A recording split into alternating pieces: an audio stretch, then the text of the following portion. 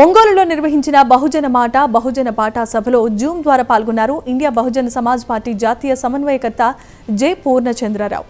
కరేడు భూ నిర్వాసితులకు న్యాయం జరిగే వరకు ఉద్యమం ఆగదన్నారు. భూములు, హక్కులు, రాజకీయ ప్రాతినిధ్యం కోసం బహుజనులు ఐక్యంగా పోరాడాలని పిలుపునిచ్చారు. కరేడు ప్రాంతంలో భూసేకరణ వల్ల చిన్న, సన్నకారు రైతులు నిర్వాసితులవుతున్నారని ఆందోళన వ్యక్తం చేశారు. భూములను పూర్తిగా కంపెనీలకు బదిలీ చేయకుండా రైతుల యాజమాన్య హక్కులు కొనసాగించేలా దీర్ఘకాలిక లీజు విధానం అమలు చేయాలని ప్రభుత్వాన్ని కోరారు. పోలవరం నిర్వాసితులకు కూడా న్యాయమైన పునరావాసం కల్పించాల్సిందిగా డిమాండ్ చేశారు. సభ ముగింపులో కరేడు ఉద్యమాన్ని రాష్ట్ర వ్యాప్తంగా విస్తరించాలని నాయకులు పిలుపునిచ్చారు.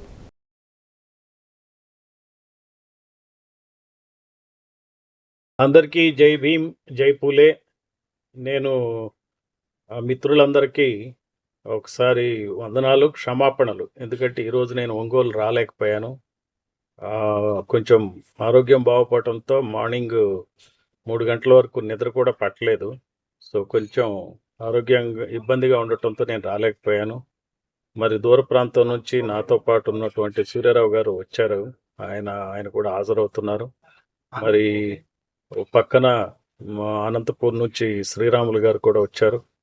సుదూర ప్రాంతాల నుంచి మరి లక్కే రాజారావు గారు ఎక్కడో పాడేరు నుంచి వచ్చారు. ఆయన రాష్ట్రాల టూరు ముగించుకుని ఆదివాసీ రాష్ట్రాలని జార్ఖండ్ పర్యటించి మరి చాలా బిజీగా ఉన్నప్పటికీ ఆయన వచ్చారు.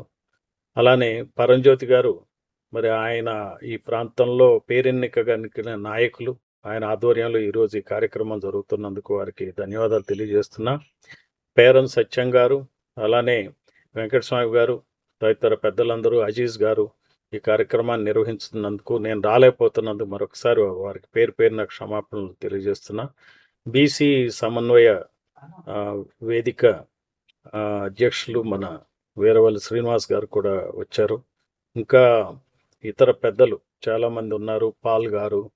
మరి అందరికి కూడా మరొకసారి వందనాలు తెలియజేస్తూ, మరి కరేడు సమస్య ఈ రోజున ఒంగోలులో నేను రాలేదు. ఇదే ఒంగోలులో మరి దాదాపుగా సంవత్సరం క్రితం ఒకసారి ఈ మన ఆదివాసీలతో, ఎరుకల, యానాదుల, చెంచులతో మనం మీటింగ్ పెట్టుకున్నాం. అప్పుడు బహుజన్ సమాజ్ పార్టీలో మన పరంజ్యోతి గారు అధ్యక్షులుగా, నేను స్టేట్ కోఆర్డినేటర్గా పనిచేశాను. అటువంటి కొన్ని కారణాల చేత బహుజన్ సమాజ్ పార్టీని వీడాల్సి వచ్చింది.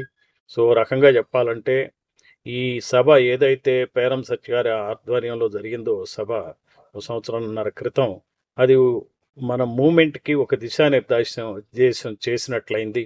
కులాలతో కలవకుండా ఏ పార్టీ కూడా ముందుకెళ్ళలేదు.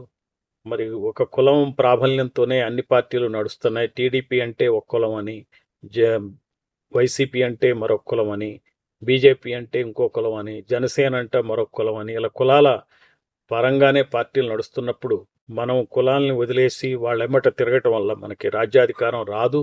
మనకు రాజ్యాధికారం రాందే ఈనాడు కరేడు లాంటి సమస్యలు ఏవైతే ఉన్నాయో అవి తీరవు. మరి యానాదుల నుంచి ఒక్క ఎమ్మెల్యే కూడా లేని వైపరీత్యం, దౌర్భాగ్యం ఉంది మన రాష్ట్రంలో. మరి ఎరుకల నుంచి కూడా ఒక్కరు కూడా ఎమ్మెల్యే ఇంతవరకు కాలేదు. చెంచుల నుంచి కాలేదు, నక్కల కులాల నుంచి కాలేదు, కుమ్మర్ల గురించి కాలేదు, ఇంకెన్నెన్నో కులాలు, దాదాపుగా 200 కులాల నుంచి ఇంతవరకు ఎవరు ఎమ్మెల్యేలు కాలేదు. కాబట్టి బీసీల రిజర్వేషన్ సమస్య అట్లనే ఉంది, దళిత క్రిస్టియన్ల సమస్య అట్లనే ఉంది, అలానే మైనారిటీల సమస్యలు అట్లనే ఉన్నాయి. అందువలన ఈ 2 కులాల పాలన పోవాలా, అన్ని కులాల పాలన రావాలా అనే ఉద్దేశంతోనే మనం ఈ కార్యక్రమాన్ని ఆర్గనైజ్ చేశాం. మరి కరేడులో గనక మనం జరిగింది చూసుకుంటే, నేను చాలా క్లుప్తంగానే మాట్లాడతాను. కరేడులో గనక మనం కలిగింది గనక చూసుకున్నట్లయితే మనకి ఈజీగా అర్థమయ్యే విషయం ఏంటంటే, కరేడులో మరి జగన్మోహన్ రెడ్డి సీఎంగా ఉన్న కాలంలో 8,000 పైగా ఎకరాలు ఇండోసెల్ కంపెనీకి ఆయన అప్పచెప్పాడు. దాని మీద చాలా విమర్శలు వచ్చినాయి. విశ్వేశ్వర రెడ్డి అనే ఆధ్వర్యంలో ఇండోసెల్ కంపెనీ నడిచింది. ఆ విశ్వేశ్వర రెడ్డి ఆధ్వర్యంలో ఎలక్ట్రిసిటీ డిపార్ట్మెంట్లో చాలా కంపెనీలు నడిచాయి. చాలా అవకతవకలకి, కుంభకోణాలకి పాల్పడ్డాడు విశ్వేశ్వర రెడ్డి. అదే నేపథ్యంలో మరి అప్పటి ప్రతిపక్ష పార్టీలు, అటు చంద్రబాబు నాయుడు కానీ, ఇటు పవన్ కళ్యాణ్ కానీ, లేకపోతే యువగళంలో లోకేష్ కూడా ఏం చెప్పారు, మనకి ఈ కరేడు ప్రాంతంలో మరి విశ్వేశ్వరరెడ్డికి అక్రమంగా భూములు అప్పచెప్తున్నారు, దాన్ని మేము క్యాన్సిల్ చేస్తామని చెప్పారు. చెప్పిన మరుక్షణమే మరి ఆ లోపాయికారి ఒప్పందం అనాలా ఏమనాలో కానీ కొన్ని కోట్ల రూపాయల మరి ఫండ్ టీడీపీ పార్టీకి విశ్వేశ్వరరెడ్డి ఇచ్చాడు. ఆయన ఎలక్టోరల్ బాండ్స్ రూపంలో. మరి చంద్రబాబు నాయుడు అధికారంలోకి రాగానే ఆ విషయాన్ని మర్చిపోయాడు. అదే విశ్వేశ్వరరెడ్డికి సాయంగా ఇండోసాల్ కంపెనీ 8,000 ఎకరాల్లో సోలార్ కంపెనీ నడపడానికి చంద్రబాబు నాయుడు ఏ రకంగా కూడా ఆగకుండా జగన్ ఎట్లయితే చేశాడో అలానే చేశాడు. అంటే ఏంటంటే ఈ రెండు కులాల ప్రభుత్వాలు సిండికేట్లు, వాళ్ళు రెండు పాలకపక్షాలే, మనం ప్రతిపక్షాలం కాబట్టి మనకి అన్యాయం జరుగుతుందనేది మనం అర్థం చేసుకోవాలా. అంతేకాకుండా మరి ఈ రోజున వివిధ దేశాల్లో కానీ మన రాష్ట్రంలో కానీ ఈ భూ నిర్వాసితులకు జరిగే అన్యాయం చూసుకుంటే మనం చెప్పుకోలేని పరిస్థితులు ఏర్పడినాయి. అదే మనం పోలవరంలో ప్రాజెక్టు కింద 1,500,000 కుటుంబాల ఆదివాసీల భూములు, ఇళ్ళు, ఊళ్ళు అన్నీ మునిపోతూ ఉన్నాయి. మునిపోతుంటే అక్కడ ప్రాజెక్టు కింద 10 లక్షల ఎకరాలు సాగులోకి వస్తున్నాయి. ఆ సాగులోకి వచ్చే భూముల్ని ఆదివాసీలకు ఇవ్వకుండా మరి రాయి, రప్ప, పోరంబోగు భూముల్ని అక్కడ ఆదివాసీలకు ఇస్తున్నారు.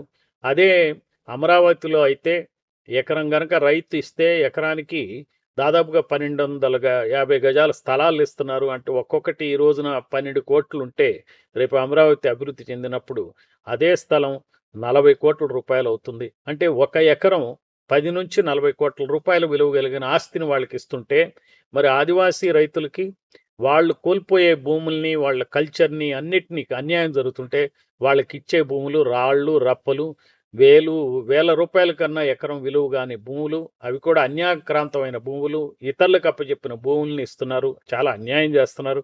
అలాగే కరేళ్ళలో కూడా మరి ఇన్ని వేల ఎకరాలు యానాదులు, ఎంతో అధిక సంఖ్యలో యానాదులు ఉన్నారు, ఎరుకలు ఉన్నారు, మరి యాదవులు ఉన్నారు, మాలలు ఉన్నారు, మాదిగలు ఉన్నారు. వీరికి చెందిన భూముల్ని వీళ్ళంతా కూడా ఎకరం 2-3 ఎకరాలు ఉన్న రైతులే ఉంటారు. ఈ రైతుల్ని రైతు కూలీలు చేస్తున్నది ఈ ప్రభుత్వం, చంద్రబాబు ప్రభుత్వం, అంతకుముందు జగన్ ప్రభుత్వం. రైతుల్ని రైతు కూలీలు చేసే ప్రభుత్వాలు ఇవి. అందుకని చెప్పి మనం అందరం సమాయత్తం కావాలా. కరేడు ప్రాంతంలో జరిగే అన్యాయం వాడవాడలా ప్రతి జిల్లాలో, ప్రతి గ్రామంలో కూడా మన రాష్ట్రంలో చెప్పాల్సిన అవసరం ఉంది.